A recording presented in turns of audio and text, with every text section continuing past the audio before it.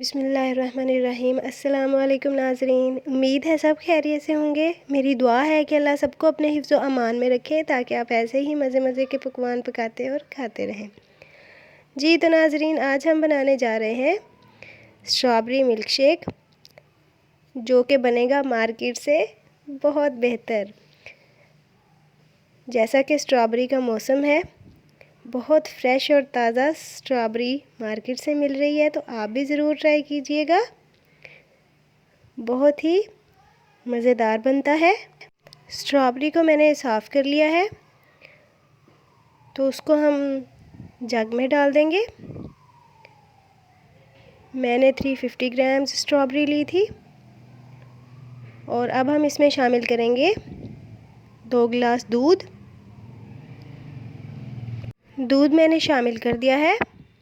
अब मैं इसमें शामिल करूँगी शुगर। तो मैं 3 टेबल स्पून शुगर शामिल कर रही हूँ। आप अपने टेस्ट के अकॉर्डिंग कम या ज़्यादा कर सकते हैं।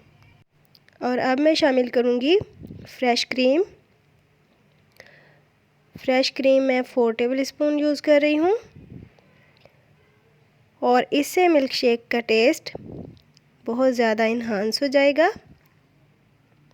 और यहाँ पे नए नाज़रीन से गुजारिश है कि प्लीज़ मेरे चैनल को सब्सक्राइब करें और साथ लगे हुए बेल आइकन को प्रेस करें ताकि नई वीडियोस की नोटिफिकेशंस आपको मिलते रहें और मुझे हौसला। जी तो जो बकिया स्ट्रॉबेरीज़ थी वो भी मैंने शामिल कर दी हैं और अब हम इसको शेक करेंगे। ये शेक बहुत ही जल्दी बन के तैयार होता है और बहुत ही मज़ेदार बनता है। इसको सिर्फ़ 1 से 1.5 मिनट के लिए शेक करना है। जी तो मिल्क शेक हमारा तैयार है। अब मैं आपको बताऊंगी कि इसको प्रेजेंट कैसे करना है। अगर आप इस तरह प्रेजेंट करेंगे तो सब हो जाएंगे हैरान।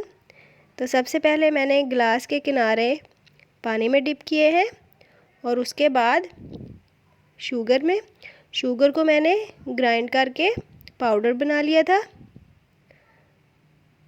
इस तरह मिल्क शेक की प्रेजेंटेशन बहुत ही खूबसूरत लगती है